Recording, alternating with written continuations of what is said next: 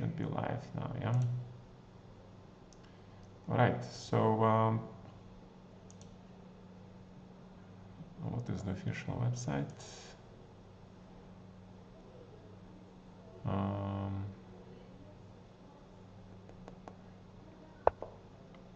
Okay, I'm not sure. I'm not sure where they have the brackets. If somebody can figure it out, please let me know. This is the knockout system. Okay, so let's go quickly. So this is the first match. It's kind of interesting because both of them are my teammates. We're playing for the Charter team, and Mark Andrei, of course, is the young rising star and the world junior champion under 20 2 years ago, and Christian Bauer is a long veteran of French chess, very strong, solid grandmaster. Yeah, it's kind of unusual that Christian went into this Scotch, but it kind of makes sense. He probably prepared some lines here. Then we have the very unusual matchup here. Laurent Fressinet, who has been, I think, assistant for many years of some world chess champion in his matches, probably Magnus or Anand, I don't quite remember. And Marie Sibag is the only woman in France who is a male grandmaster, and she is playing in the men's championship, and now she's playing Laurent, and she's using the Slav Grunfeld, which I used to play a lot in my days, yeah. So I'm curious how Laurent will play here, because I'm sure when we played, he prepared, yeah. But these days, also, who is actually annotating this? I'm curious. It's probably some French guys, yeah. Yeah, probably, because French Championship, I would say that's mostly French people who are comment on this, but okay, let's go. Now we have another interesting matchup. Hello, Mr. General. Thank you very much, and you too. So here we have the matchup between Drouin Augustin, who is also was on our team playing for Chartres, and he's playing Etienne Bacro, who has recently been very motivated to bring his top form back into chess. Apparently there was some conflict. If those of you who are interested, you can go to the Europe-Echec site. Europe-Echec.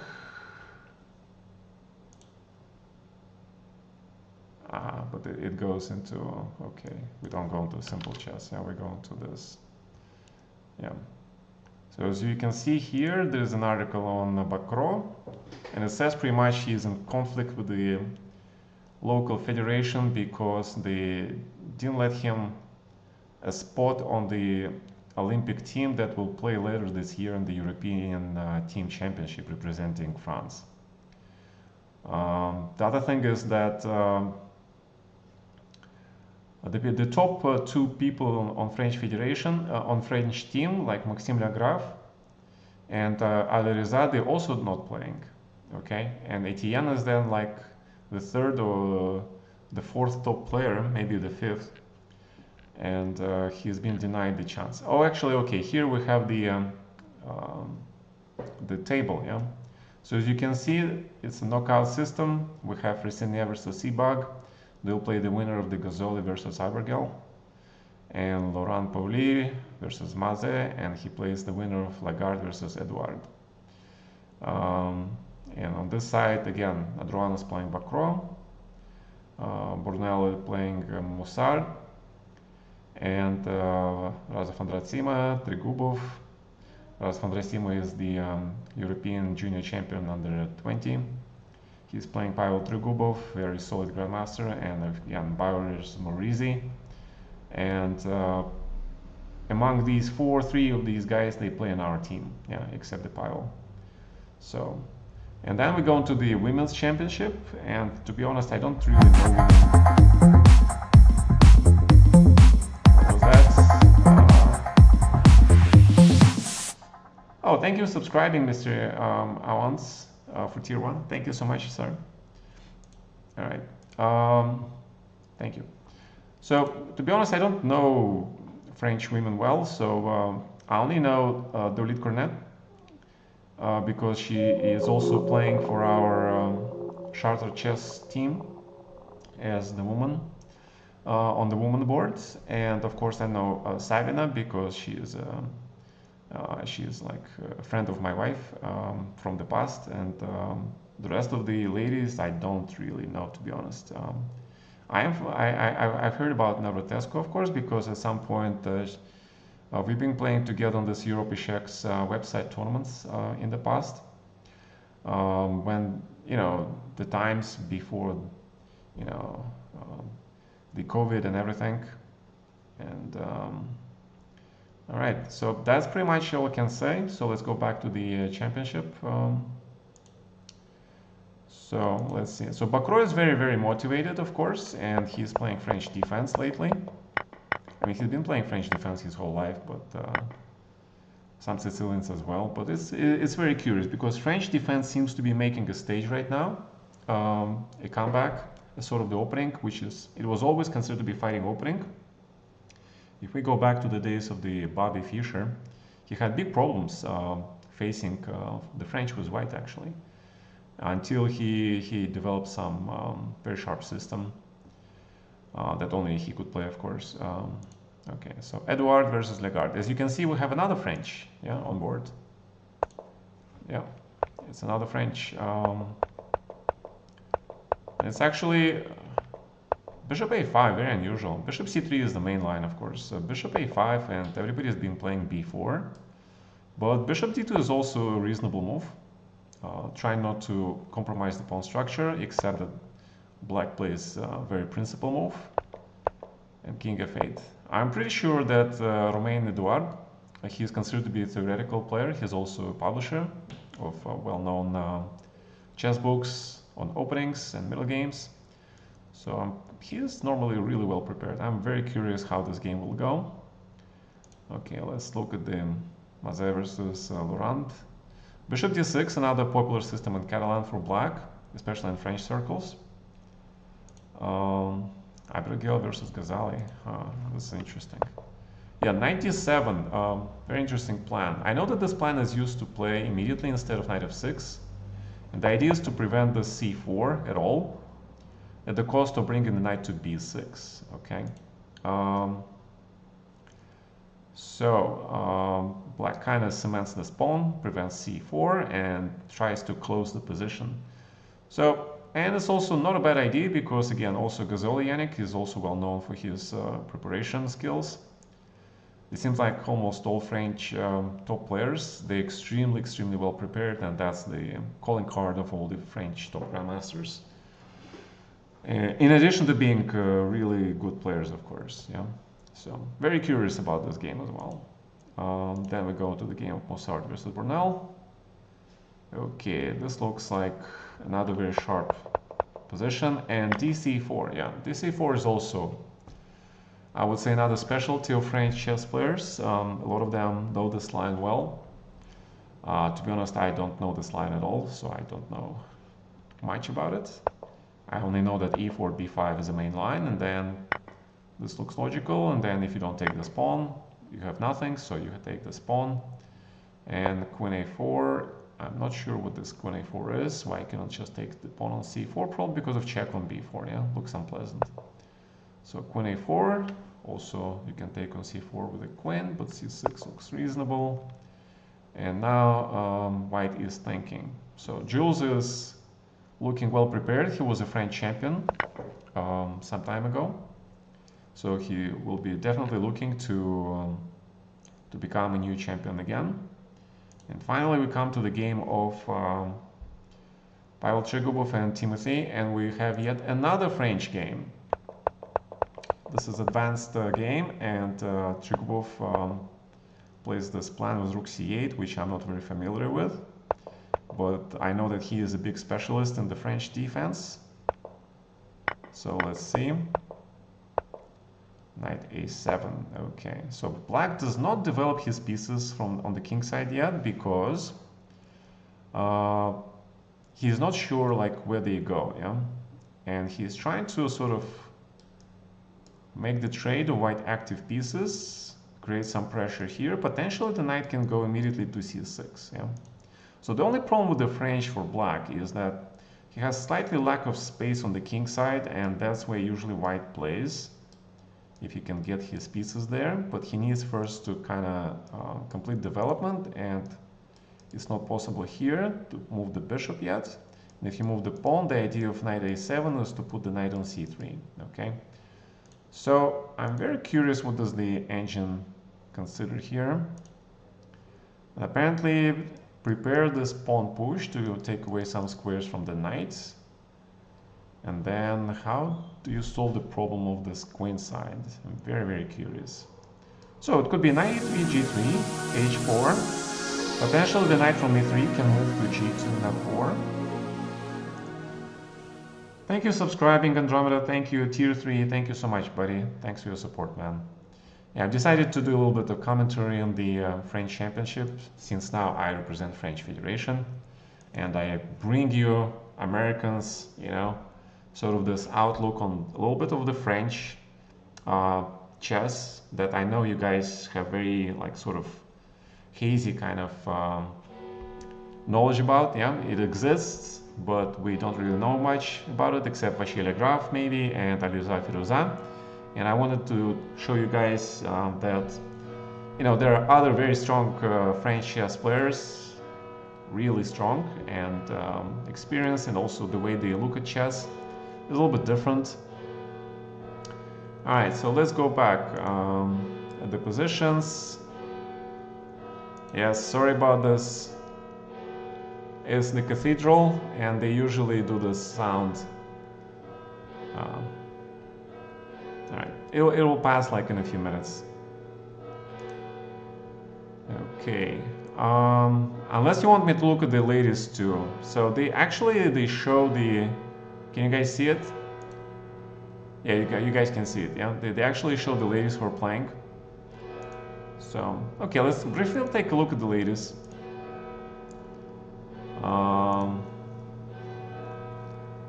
I don't know this lady, and I mentioned before Andrea, yeah, Romanian born, I think, French chess player. Yeah, the idea of knight d7 is to take on c4, so the knight can go to b6. Makes perfect sense. The b6 here I'm not sure about, but apparently it's theory. And apparently they're all well prepared, and the engine says black is okay. The idea is if you play knight d2, probably it's just, it's actually not b5. I'm surprised. It's actually c5. Rook c8, and it seems like rook d1, yeah. Bishop e7 makes sense. If you take, rook takes, of course. b3, castles, and white may be a little bit better, but it doesn't look like much, yeah. All right, so we see another Catalan with bishop b4, but knight d2. Knight d2 is a huge fighting move, very interesting. All right, here we have Trompovsky, actually extremely interesting choice. d6, and I remember white used to play here castles and f4. But bishop is going to b4, very interesting, because traditionally I know that bishop goes to g7 and black is considered to be slightly crampy, maybe a little bit worse, but this is interesting. All right, Nimzo with a3. This is classics, goes back like a century ago. Another French with the knight c6, very rare, by the way. And then we have the Paulson, yeah, Khan with bishop on b7 actually. Yeah, queen e2 is, I don't think queen e2 is the main line here. The main line is like castles, knight c6, takes, rook e1, and then white tries to get that knight d5 in. But apparently this is a little different, and knight b3 is definitely wrong. So black is doing better now, yeah. You should just trade on c6, don't worry about it. Because now black has a chance to trade the bishop, and it's always good for them. And we have the London system with bishop g5, which is pretty normal, I guess. And then white can go for e4, gaining the center. Slightly better position. Black is very solid though. So, and this is the famous Benko gambits, Volga gambits, etc. e6, take, knight a6. Very interesting. Well, black probably knows what she is doing. I've never seen this before. It does look a little bit weird, but who knows. Alright, let's go back to man. What do we have here? I'm looking at the overall positions, which might seem to be interesting. The Scotch is definitely interesting, if you guys remember. Yes, I've been on a break from streaming. I didn't feel enough energy, so yeah, that's the reason. You know, I'm 51 years old, man. How many 50-year-old guys you have streaming anything, any content, any intellectual content? Yeah, I'm sure you'll find probably a lot of people who are musicians, you know, handicraft people, but yeah. All right, damn, this church bells, they go like for so long, man. It's 3:38. I wonder what's the occasion.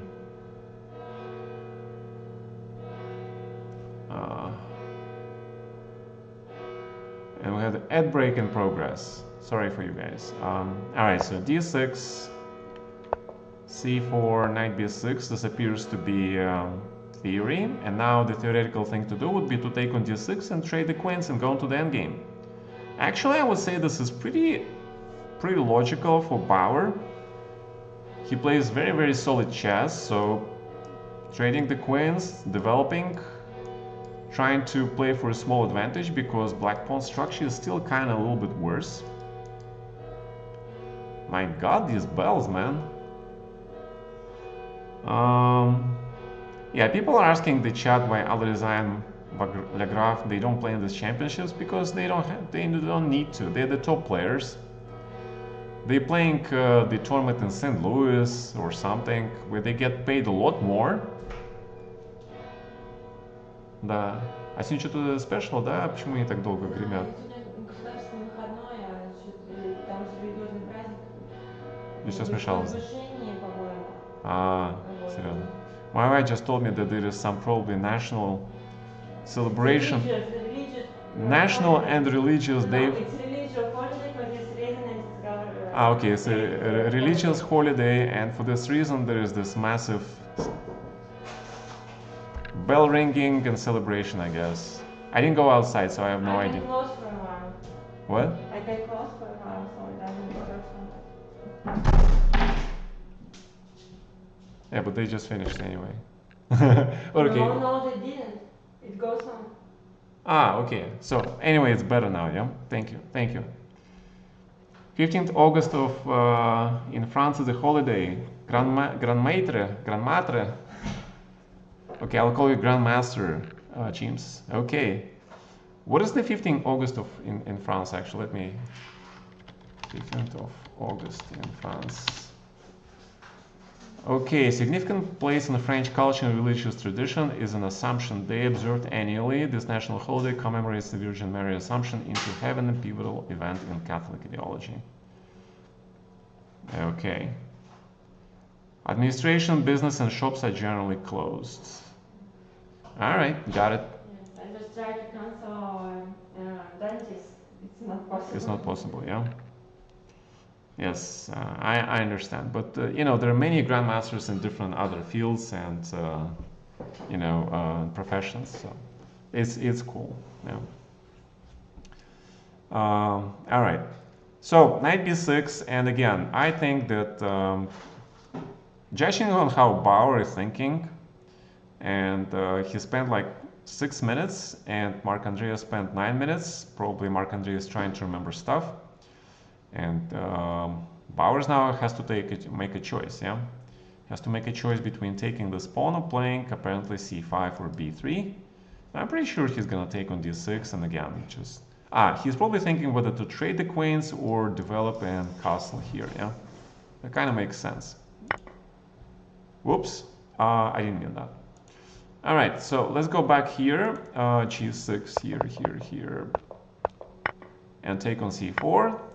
You know, black usually like sort of waits for white to move the bishop and then take here, so the bishop moves twice and then black can play b5, but apparently black is going for the very old line. This line is like this: if you play here, take, rook d1, black can play e5, and then they play e4 here. Okay, this is very ancient line, and the idea is to play like this and force the bishop trade here, and black is pawn down, but because of the pressure here, black is sort of like okay. This is a very ancient line, so it's kind of cool. It's kind of cool that Laurent came with this bishop e2 move and then e4. So it's very interesting. I've never seen this, so I'm curious about the merit of this move, especially that the engine shows that after a recapture you have to take with the pawn for some reason. I mean, the pawn makes sense if you want to play f4, e5, close the bishop, hold the center, and gain more space. But of course, in human terms, bishop takes is more logical, but then black, of course, plays this. And after bishop e3, which is a human move, but you can be inhuman and play this, for sure, with the idea of f4. White should be a little bit better, yeah, should be a little bit better. Queen b6 is very human to stop f4. And then if king h1, queen c2 probably, yeah. And white is still a little bit better, yeah, because pair of bishops, man. If you get to play f4, e5, close this bishop, white's advantage grows. So it's a kind of complicated battle here. Like c5, the idea is if you play like this, knight goes to d4 and black gets compensation, because knight here is very strong, hits the queen, the bishop, and is extremely unpleasant. And if you play something like this, knight d4, queen f2, then this knight gets some squares, yeah. And because of this, thanks to this knight, black can play b5 and get some active compensation. Yeah, so this is pretty crucial moment. What else can black do? Yeah, the black can play e6, but then it's very passive, and this becomes really. I mean, you can still play e5. Probably you'll have to. But pair of bishops and nice center, advantage white. Not great, but a little bit. All right, let's go back to Bacro game. We saw this position. So knight f3, a6. This is all theory. g3, another theoretical move. White plays very solidly, opposes the bishop, which comes usually to b7, but black is now playing concretely, and he goes for e5. And again, we see the position where the pawns are doubled, but black has a pair of bishops, yeah?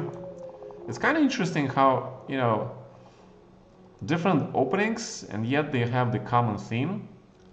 Different colors, different openings, yeah, but the center, the pair of bishops, the importance of the control of the center at the cost of the double pawns, yeah? All right, what we got probably some follows, yeah? Yeah, we got the follows. Thanks, guys. All right, yeah, those of you who are interested there and you can understand French, they're pretty sure there's a commentary in French. There is live commentary from the main website, yeah, the Chess Federation website. And I'm pretty sure there's a commentary from the Europa Czech website. So knight b8. Well, I know Bacro studies with the engines, obviously. Yeah, who doesn't these days? So I'm not surprised he is really well prepared. And judging at this position, it's not clear how white can use of these double pawns anyway. Yeah. f5 is coming, f5, and then knight goes very comfortably here. Maybe e4, bishop d6. And the only question where this bishop goes, that's a big problem. Right now the threat is f5 because pawn is hanging. Yeah, knight here, queen takes d5. So the big problem is like, what is white going to do? The ancient suggestion is to play bishop c4, but if you play g3, why would you play bishop c4, yeah? And allow this bishop here. Although it kind of makes sense, to be honest. But c4 is a very logical move, so I would assume this move is being played. Queen b3 looks very human, but potentially the knight goes here with the tempo. And the reason queen b3 is human because I want to castle here instead of castling here. The reason I want to castle there... Wait, why is it not going anywhere? Why are my arrows not going anywhere? My god. Damn. That's pretty weird. The arrows should be disappearing, yeah? Ah, there you go. Yeah, I mean, two ways for white to play this. Castle here or castle here. Castle here looks okay, but there's always this mental thing of being scared of f5, and then h5, h4, then f4, yeah. This half file is open. So, yeah, it's not that scary. On the other hand, c4, and then knight c3, queen c2, and castle here looks a little bit more logical. But then, yeah, it kind of looks more human, I would say, yeah. So c4, probably f5, knight c3. Now black has a choice to play e4, queen d6, or knight d7. Yeah, and it's not a choice that you can make lightly, because if e4, you kind of fix your pawn structure, and then you need to be very concrete about it because you created weaknesses and gave white squares. So preferably you don't play e4, but then what do you do, yeah? So queen d6 and etc. All right, very complicated position. Let's go to the next game. Ooh. So what happened here? Take. D4. For some reason, the engine really likes white position here. Wow. Well, yeah, it's kind of... Well, okay, both kings are not going to be castling, right? But white king obviously has a little bit more opportunities once the rook comes. That's why black needs to check immediately. And this pawn is kind of weak. Black probably can take one of these pawns, but the problem of the black king, yeah, I would say that black king is a more danger than the white king, and that's the prime thing about this position, because white pieces are so easily developed, and then knight can jump here and create threats, okay, and black pieces are very far from the white king. So this is the most reasonable line. And then you can even consider this, yeah. Knight f3. And I'm pretty sure this is all analyzed. So probably Romain knows this. And of course the other line is to play this, yeah. And this kind of makes more sense. And now the big question, take on d4, play knight d6. Being a materialistic guy that I am always up for grabbing some pawns. After knight e5, queen c5 is the threat, yeah. Yeah, probably black is okay. And if you play knight d6, then knight e5, queen d4, yeah, so you have to take this pawn, then f4. And black's problem is this knight on d6. It's not easy to get rid of this guy. Like if you play knight e7, there is immediately already a hit attack here. Knight g6, and my idea was to play knight f5 and trade this, but if you play knight g6, then you kind of failed, yeah. So, yeah, so this looks like a little bit better for white, yeah. So what else can you do? You can play a6 immediately, but after this, you don't take the pawn at all, yeah. Alright, so this is typical Catalan. Black is playing for e5, I guess. You know, in the old days, bishop d6 was considered bad because if white plays knight d2 and e4, there's a threat of e5, and this bishop is gonna be like falling to all the hits and tricks in the center. But that was like a century ago, and the theory moved since those times. Alright, very solid position. a5. The point of this move is to force a4, and then you get some squares for the bishop in case white really wants to play c4 later. So I would say, yeah, it's kind of strange that the engine gives white a big advantage actually. Yeah, I'm very surprised. It's already that large. I thought maybe a small advantage, but 0.7 is actually pretty big advantage. The only reason I can think of is that white pieces are all developed, yeah, and you kind of have a plan. And this bishop is bad, and this knight did not manage to prevent c4. And now he is in the way of developing this bishop normally. And also you can chase this knight, yeah. So yeah, it looks kind of unpleasant for black, yeah, I would say, yeah, for sure. All right, what do we got here? We got this position from here, take, bishop here, castles, rook d1. They follow the main line, I guess.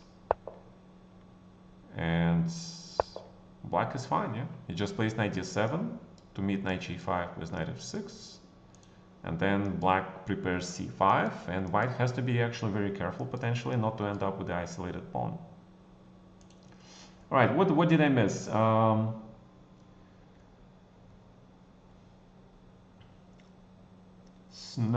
me the speed. Barricade. Do you saw Ayus Gurel legendary queen sack against Denis Lazavic? The legendary queen sacked. No, I am too old to follow up everything, man.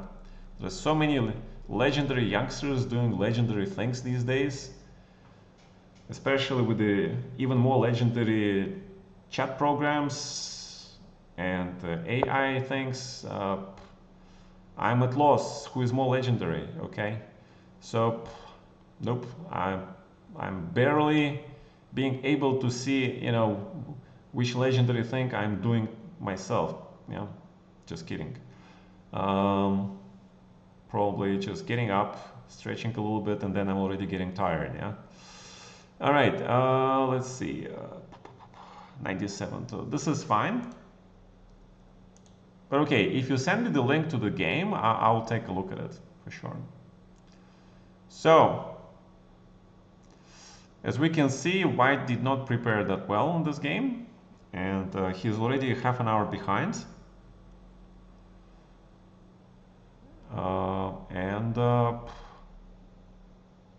Yeah, he has to do something. Yeah. So, actually, this is not a good sign. If you're like thinking the opening with white on move 10 and you have an hour behind, that means you gotta speed up a little bit, yeah. Make a draw and just make a draw with white and move on to the next game. All right, I'm not actually sure about the regulations about the tie breaks here, but I will be very surprised if any of these matches go to the tie breaks. We'll see, yeah.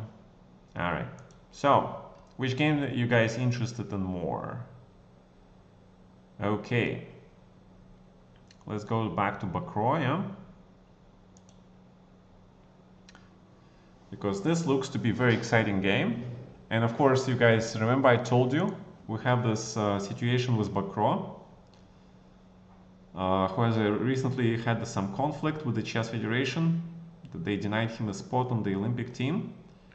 So he proves by winning this championship, he will gain a lot of points, yeah?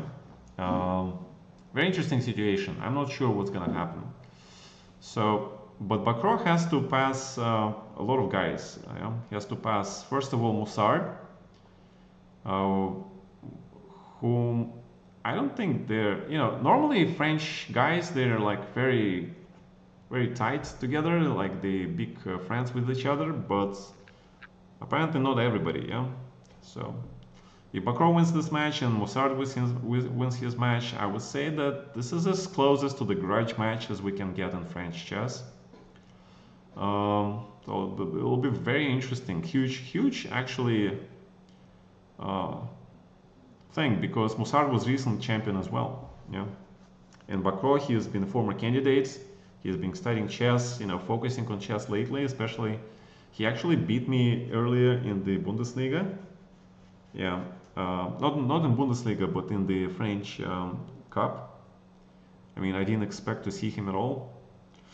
And then he showed up, and I was like, decided to experiment in the opening, but you don't experiment against the guy who knows the theory, okay?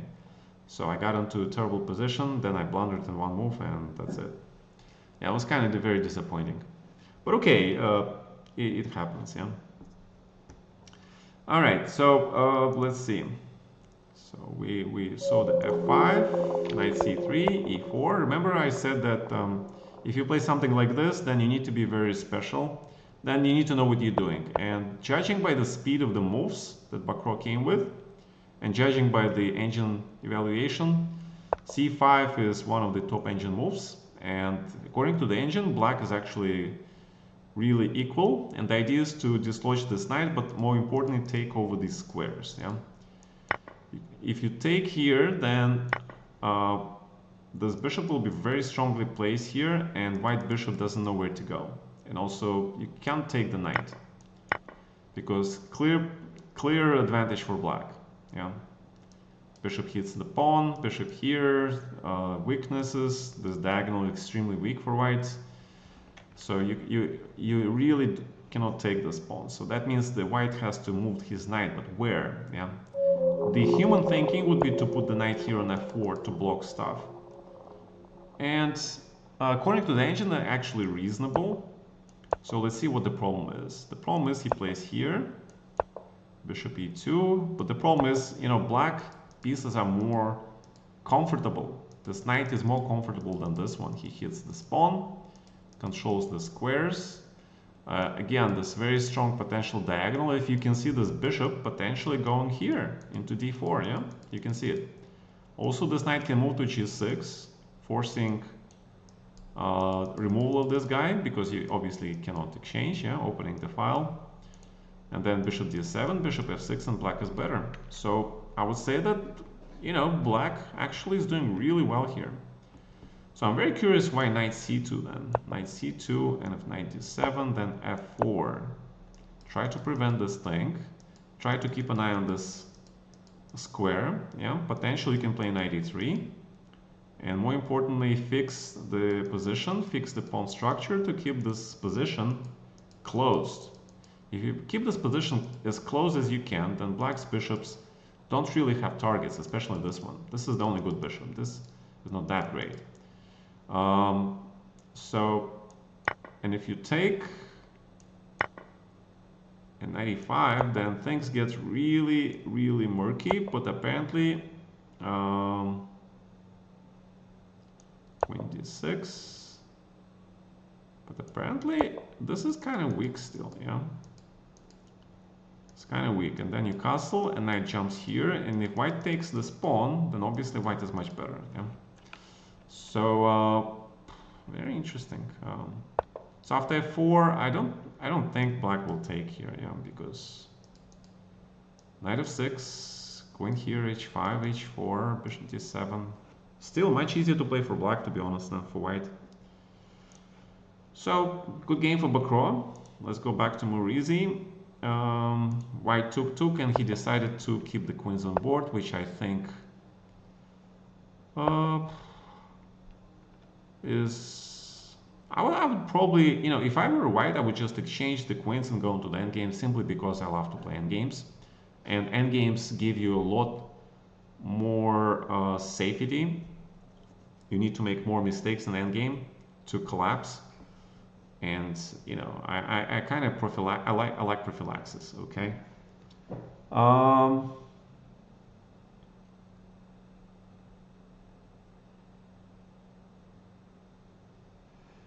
Maxim said one of his interviews that he is very sad that Alireza joined the French Federation because he declined to play in the Olympiads.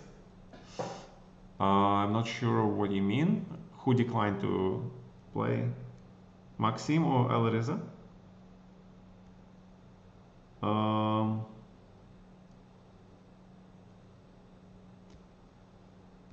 Well, there is a lot of things about Alireza which apparently are not that simple, but we're not going to talk about that. Yeah.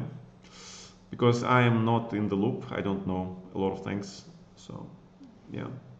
Yeah, well, Alireza has been a member of our team, but he never played a single game in the French team championship, even though Maxime Legraf played for his team, yeah.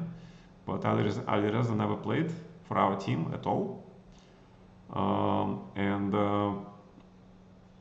it's kind of curious, yeah. So he did play, I think, somewhere, but I'm just not sure where.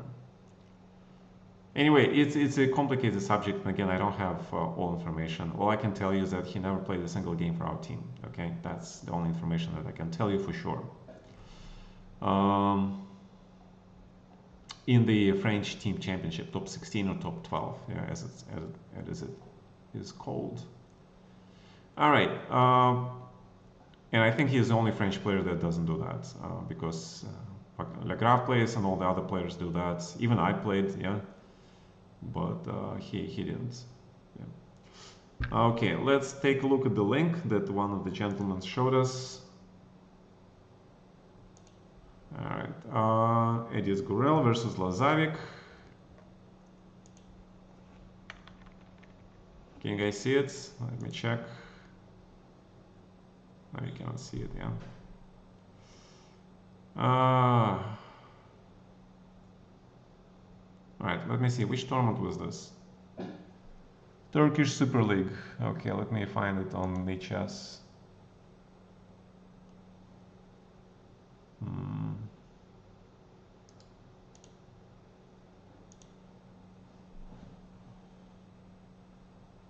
Ah, here it is, yeah.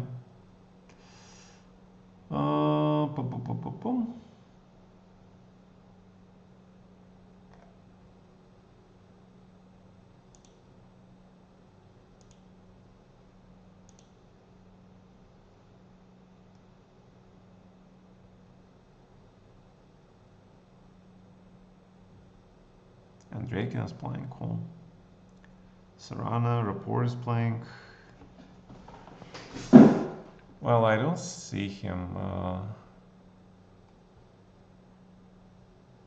Where is him? Okay, that's round 4. About round 3. Alright, I found him. And now I have to find the game, yeah?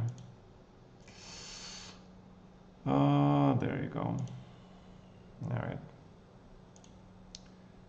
Alright, now you should be able to see, guys, yeah?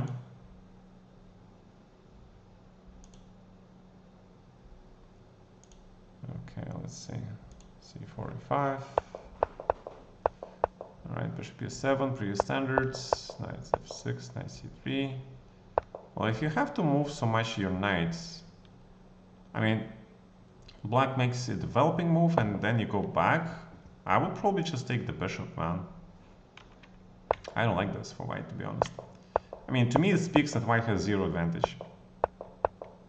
a6 and b5, pretty normal. Queen e2, queen c7, a3, okay. Yeah, I would say that this is very close to equal. Yeah, it is very close to equal.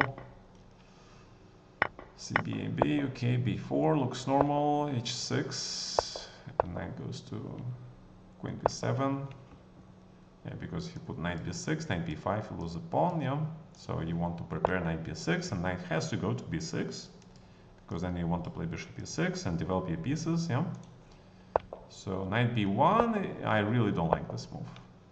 The engine suggests you should play a4 and start trading stuff. And I kind of agree with that, because if you trade this pawn, then you take away the square from black pieces. I mean, black has no weaknesses, yeah? So white needs to be kind of conscious of that fact. I'll play knight b6, but this is apparently also not bad. And the idea was to probably play knight d2, but then black has c5 already and c4, and black is already slightly better. So a4, but it's kind of a little bit late, yeah? I'm not sure about this move. Because you can take for sure, yeah? Knight c3, and then bishop d7, yeah? But okay, let's see the game. Bishop g7, f4, knight c4 makes sense. Take. Pin, move away from the pin, improve the rook, move away from the pin. h5, first line, normal move. And now white has problems developing the bishop. Rook a2, very logical, improving the rook, also potentially removing it from the spin. It's not obvious, but it's coming. Okay, so g6.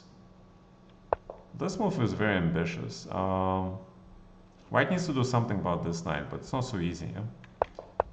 Because he wants to play rook g2, and now he wants to play g4, g5, and put the knight on d5. Okay, that's a human thinking. Okay. Rook c7. And rook here, and if g5, then knight e5 probably. Yeah, so the knight is threatened. That's why he moves the knight. But if you move the knight, there is no more knight d5. Queen a7, logical. Why though? The idea is probably to play here and hit the pawn. And now white is kind of forced to do something. And as you can see here, knight f5 was actually a very interesting idea. The idea is to play f6, and then this knight on h7 is kind of boxed in, yeah? And knight f5 is, to be honest, is pretty common idea, especially in this structure. So just be aware of it, okay? King g3 is second line. Makes a lot of sense. Double the rook on the h5. Then play f5, f6, and mate, yeah? Okay, very dangerous idea for black, to be honest. So here, knight is 6. Now you cannot move the rook. First have to trade. Rook h1, yeah. But apparently it's a mistake. Apparently it's a mistake, and white had only 3 minutes left at this point. He had to make 4 moves to time control in this extremely complicated position. And the ancient suggestion is to play this rook to h1, which means you completely negate your own plan of doubling the rooks, and that's not something a human can do easily in 3 minutes, yeah? Yeah, because there is no more mating attack, yeah? The knight is not getting here, the bishop is not getting here, and the pawn is definitely not getting there. I mean, if you play 5, take, knight e5, and the queen is shot pretty much. Queen b1, take, and check, yeah. And you see, white king is in front. And now this queen is coming, bishop is coming, there is no mates. Yeah, makes sense. And knight e5 anyway, yeah. Yeah, that kind of makes sense. So the idea is if you take... you can take this thing. The bishops, man. The bishops. So white just blundered pretty much, yeah. Because there is check. And there is this check. And you take this pawn. And black is a pawn up. Yeah, youngsters these days are extremely tactical. And he calculated this. Not bad. And white blundered. Yeah, white blundered. He plays bishop b2. Very interesting idea. Yeah. He probably counted on this move, but he didn't see this. Yeah. Yeah, that's brilliant. Yeah. And it's the only move. And he had to see this move when he played knight e5, of course. If you don't see this move in advance, then it's terrible. Yeah. And now take, and knight f2. And the other rook is hanging, and black is just completely winning. The material advantage is too great. d5, very precise. The king comes, and there's not much you can do, yeah?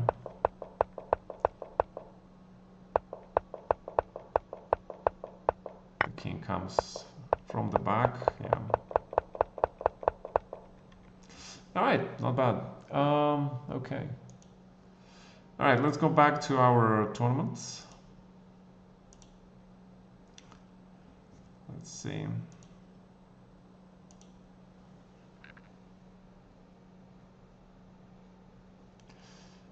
Well, it's not that I don't allow those links, it's just, as you can see, the board is skewed, yeah?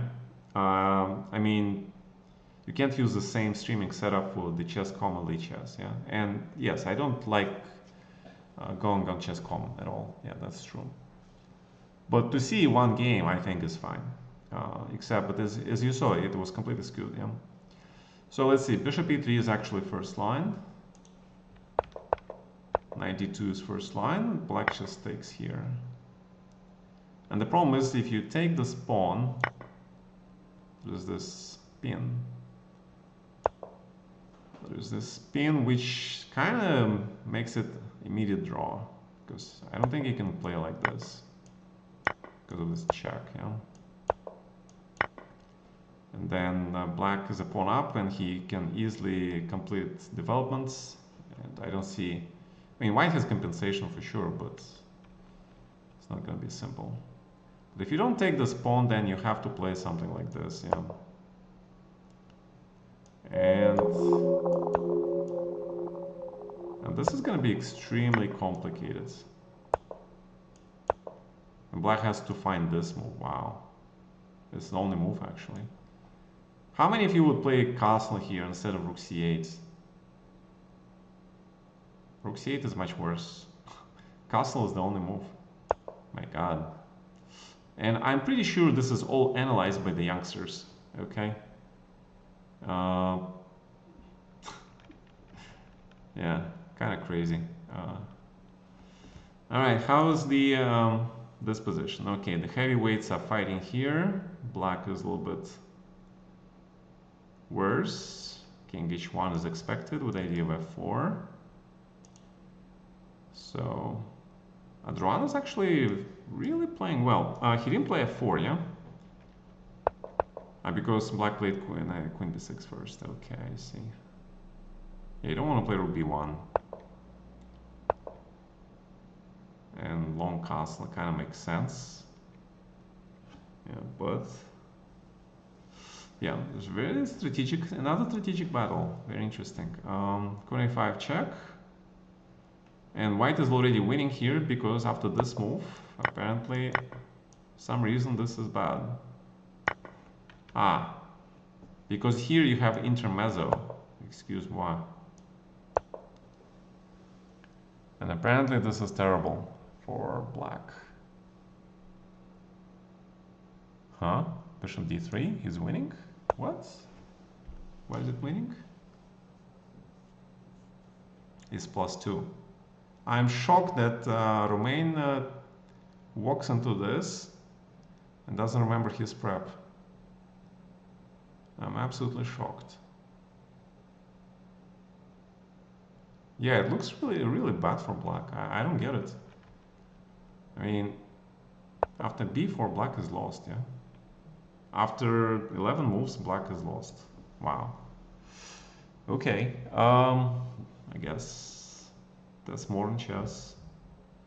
Alright, boring Catalan, to be honest. I mean, it's not boring, but okay. I really don't like Catalans. Bishop d7. Black just goes into this full defense mode. But after c5, knight c8, I would say even a3 here.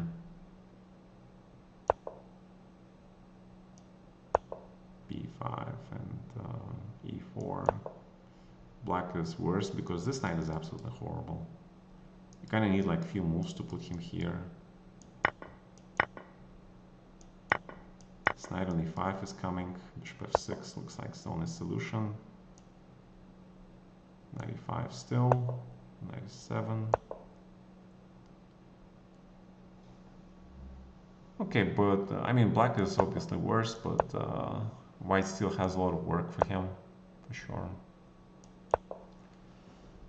Yeah, but black is worse for sure, yeah. Also, I'm not sure e4 is the correct way to play here.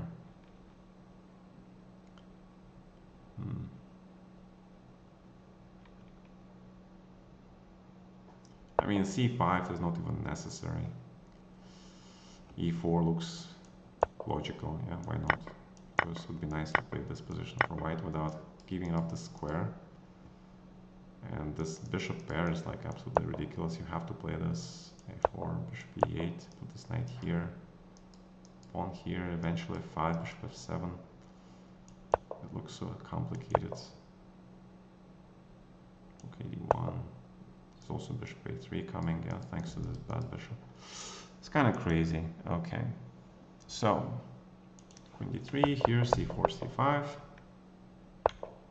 First line, but I think black is fine, yeah. Knight f6 is also fine, expecting bishop b2 to be able to protect this pawn. And take, and actually black should not even worry about this because this is a very strong bishop. You take this pawn, but then the black bishop becomes very strong. Also these pawns protect all the squares, and king is safe, and one pawn like this doesn't do much. So it looks equal, yeah. All right, what we got here is that we have the situation. So white decided to play solidly, which is good. c6, take. And all right, and it's starting to look like a draw. Starting to look like a draw. But it's kind of dangerous draw because, you know, black has f6, and if he gets f6 in, manage to get his pieces, f6, king d7, knight g6, knight c6, he gets some center. This actually could be dangerous for white, yeah. So I wonder.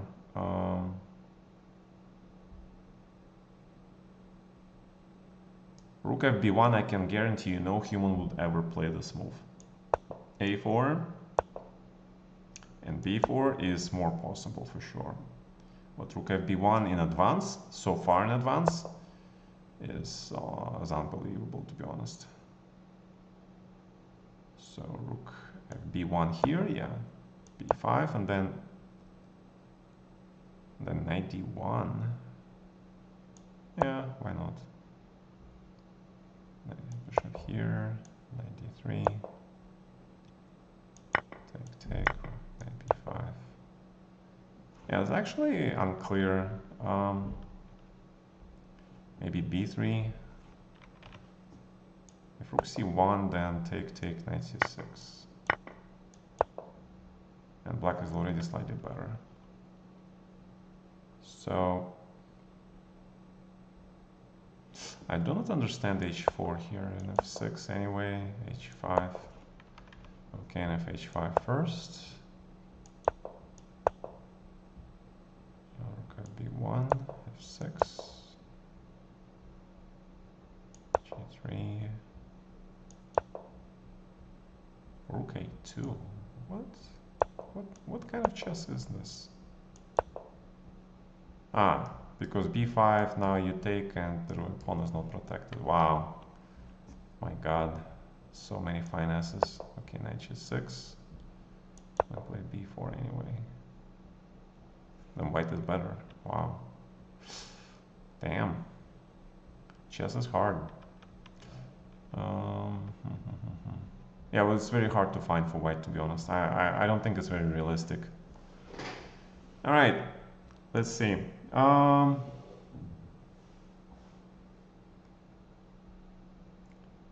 Emote only chats. Okay. All right. Very interesting stuff, to be honest. Queen f3 immediately. Okay, so black's response is probably forced. You have to play this, yeah, and then rook c1 or bishop e2, yeah. If rook c1, and bishop b4, yeah, sure. That's why the ancient suggests this. Black still plays this, castles, and now everything is equal. Threatening here, bishop a6, sure. And the only way for white to get this pawn is to allow some trades, which will lead to a draw. Okay, so we're looking at the draw here. Bishop g5. You know, one thing about Laurent Fressinet is that he is very good with pair of bishops. So he's gonna try to create the subtle pressure, but also with the f4 e5. I think white will create some chances. Although time management is good by Marie Sibag. Time management is certainly good. She's making logical moves, but now at some point logical moves will end and you will need to start calculating and looking for a plan. Yeah. So to be honest, I'm a little bit apprehensive about bishop g5. I mean, if h6, then what? Then probably the idea is to actually give up this pair of bishop. But what white gets is the center, yeah?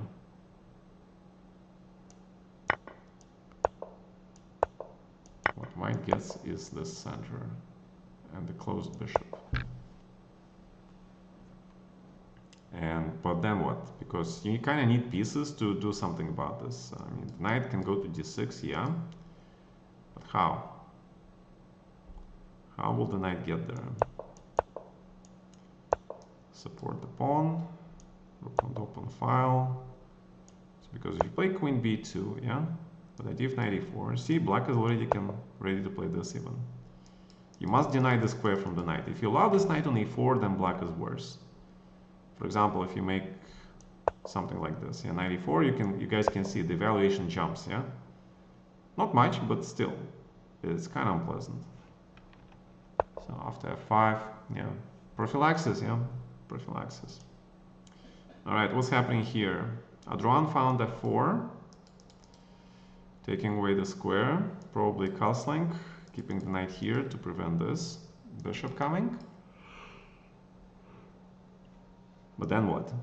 Probably try to play bishop e2 and then g4 and slowly steamroll here and force black king to open and declare his situation. He'll probably castle here. So knight f6. Knight f6 or take on f3. All right, very interesting. And again, after b4, white wins, yeah? But it's not so easy to find. Yeah, we looked at this. Advantage white, black is fine, and this position, yeah. The computer suggests you can take with the pawn, and I think it's absolutely normal. And if a4, then what? That's a big question. Rook c8, because if you take, knight here is very strong. You have to get rid of this knight before the other knight comes in. Sure. Knight c7, rook a7 looks good. Rook b8, rook c1, and then knight a6 and the rook is trapped, yeah? So, not simple. Yeah. Looks like, you know, white has advantage in development, but that's an illusion actually. It's kind of interesting. And that's why the computer plays rook b3, takes away the square from the knight and does the frontal attack on this pawn. Now this is way smarter. Now this rook is very, very active. I like this rook now, yeah. But then what, yeah? Because black is still very, very solid, so... Still very solid. Rook c1 looks good, king d7, and you can't really play knight g5, yeah? Not in time. Not in time. Yeah, but if you play this, then bishop e7 takes away the square. Yeah, black is actually getting better here. Yeah, yeah. So this endgame is very, very tricky. Very tricky. But I can guarantee you that there is no more preparation here, and both sides are on their own, which is always good. All right, bishop e2. Do we have any questions? Where was I? I was here, where I normally am.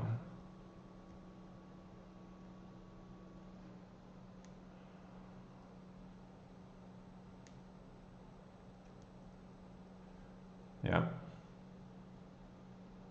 Yeah, dude, I'm like, I don't have energy to follow every blitz rapid classical game these days, okay? Sorry. Um, yeah, I haven't been streaming for a while, that's true, because I get tired very easily these days. I like spend 1 hour on chess and then I'm like done. Like, I was planning to stream this longer today, but I've done this 1 hour and I'm already very tired. Um, so I'll probably have to finish, okay? I was supposed to do the event yesterday, I know, but this French championship started, and I have.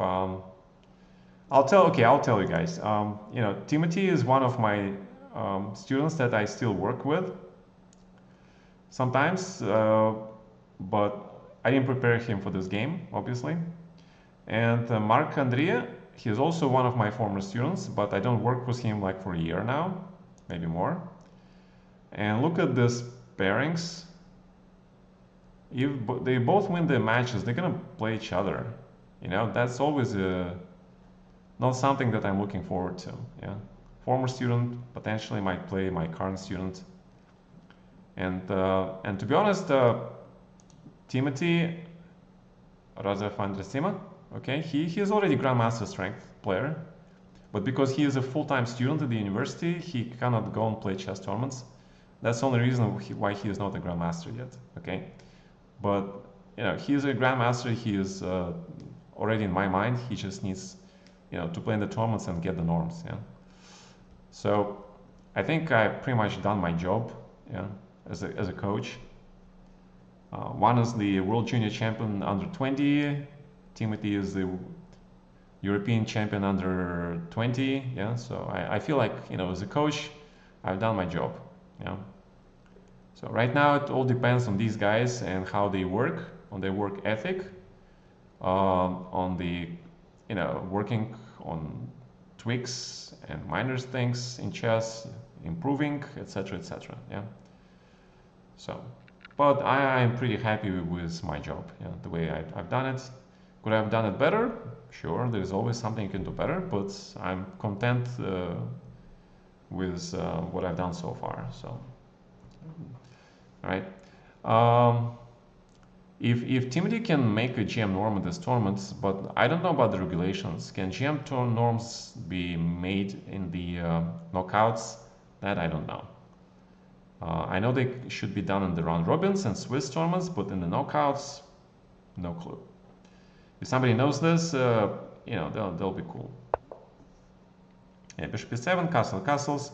Okay, but the engine showed bishop b4, yeah? But bishop e7 also looks okay to me.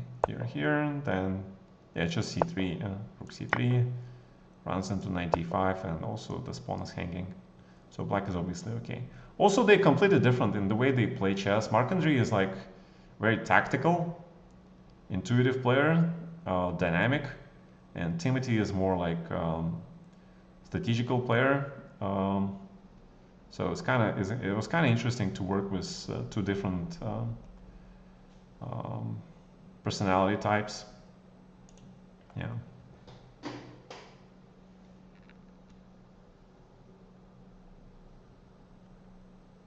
How I suddenly disappeared from chess.com without any reason? Well, there is a reason, but I don't want to go into this. And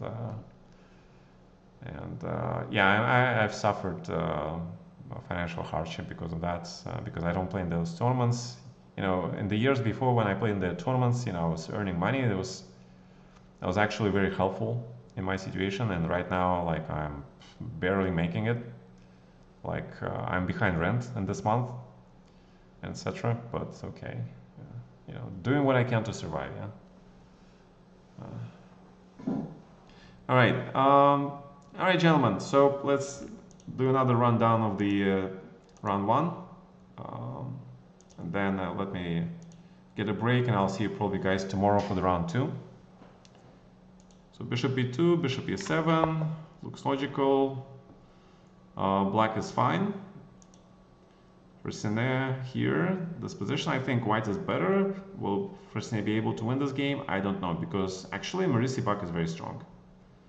She is a male grandmaster, but she also has this understanding of the game, the grandmaster level, obviously, and she is a very strategic player also. So I'm not sure about the result here. Bakro versus Adroan, very interesting. They both actually I would consider Adroan to be a tricky guy. He is IM, but he's also like grandmaster strength, obviously. He is really well prepared, just like Bakro. A little bit less experience, yeah, but he is very tricky. He is also very tactical. And let's see. His only problem, the way I see it, is like he could get easily emotional, and that affects his thinking. Okay, that I think is his only glaring thing. Queen g6, a little bit impulsive, but it's still not bad, yeah. And now white has to find knight c4, and then he's winning. Okay, interesting. Kelan, black is fine, solved all his problems. We looked at this game, remember, black is extremely passive. And I'm pretty sure Yannick Ghazali is like very happy about his position. Musart should be draw, but he is playing with black against an IM. But a draw is good for Jules because you know, then he has white in the next game and he has good chances to win. And we have this game, yeah, which is I don't know, very hard to say. This is actually a complicated middle game. Anything goes. I would say that black's chances are slightly favorable, but Timothy's endgame is pretty okay, and I believe in him. So as his coach, I would say, you know, I would wish him well in this position, obviously. But Pavel is a really nice guy. You know, he is Kostyuk's husband, and I've known them for years. I mean, professional, obviously. But he is, I would call him in the way of the old grand gentleman, but obviously he's not old. He's very well doing, an active and very physically fit guy. Yeah. So, yeah. I don't know. This is very hard to predict, and I'm also impartial in this game, so I can't predict the result here. Okay. If it's draw, it's a draw. I'll be kind of happy if it's a draw. All right, gentlemen. I'm gonna take a break because I'm getting very tired, and I'll see you guys tomorrow. On Sunday, we'll definitely continue our Future Chess events. I was planning to do something. Okay, we'll see. If I feel better, then maybe today I will do the classical simul, but it will be in like 5 hours from now. Okay. So I'll think about it. If I feel okay, if I feel like I have energy, I'll do it today. All right. All right, guys. See you. Thank you for coming, and hopefully some of you enjoyed my thoughts on this round 1 of the French Championship. And I leave you with this little bit of the mystery of how things will end up, because I don't know. But the beginnings are very interesting. All right, guys. See you tonight, maybe. Thank you for your support, by the way. I appreciate it.